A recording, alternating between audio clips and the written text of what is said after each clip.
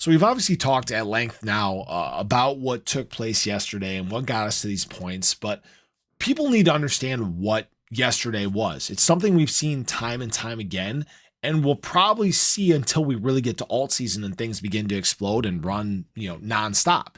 It was a liquidity grab. I'm Luckside. Welcome to the channel. If you guys are new or haven't already, make sure you hit that subscribe button down below. Hit that bell again. It's free to do. It'll keep you updated anytime there's new content live here on the channel. So when we talk about SHIB, when we talk about the overall crypto market, this is a structure we have seen play out now for a very long period of time. We've seen this play out for 6 months, almost 7 months now. And we've seen these points where BTC and the overall crypto market have frankly been very close to breaking out.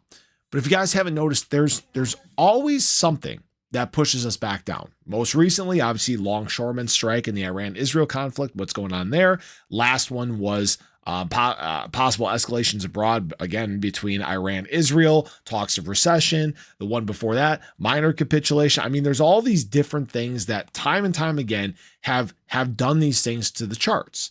But what you need to understand is it's a little bit of manipulation. All right. And I don't want to, put my tinfoil hat on or anything like that. But the market makers are the ones that make these moves take place. They get into long leverage liquidations. They push the market down. They make retail capitulate and dump some of their positions. And guess what? They pick it up cheaper. And guess what? Then their bags are pretty much set and ready to go. Some of them will sell along the way, right? But some of them are just building their position for the long haul. So when we talk about Shiba Inu and the path that we've been on, this is something we have seen time and time again. There's a reason why we have seen whale bags increase. There's a reason why their positions continue to grow as retail has kind of fudded a little bit of themselves out of their positions. Now, a big indication of this, guys, and I know I talk about this all the time. Actually, I think it's been like a week now. So supply on exchanges. All right. What we saw over the last 24 hours was a liquidity grab. We saw price obviously on the drop, but we saw the buy and removal of supply from exchanges. Okay. When the price is dropping, you typically tend to see capital, or I'm sorry, not capital. You tend to see assets moving to exchanges to be dumped, but we saw the opposite, meaning that large entities accumulating, buying, pulling off exchanges. Thank you for the cheap, discounted crypto.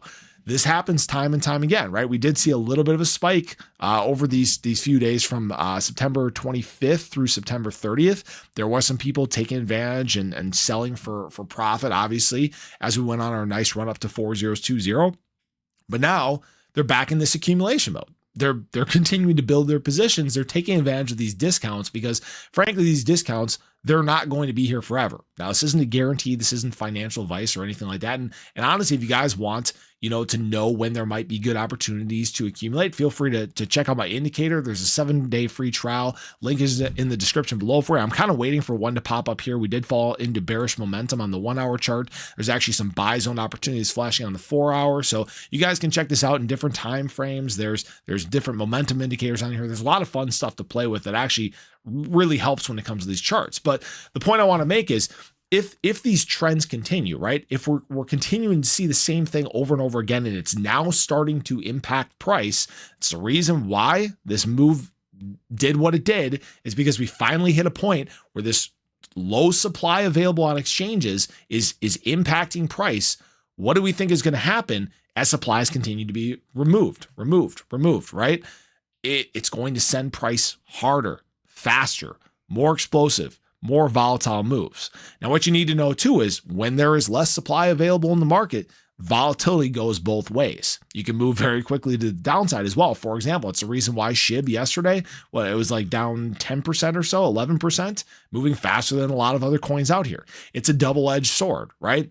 But as we're now getting into times where positivity is getting a little better, I won't say positivity today, right? Obviously, we're in fear. We're dealing with negative sentiment from these geopolitical events, but you guys get the point, right?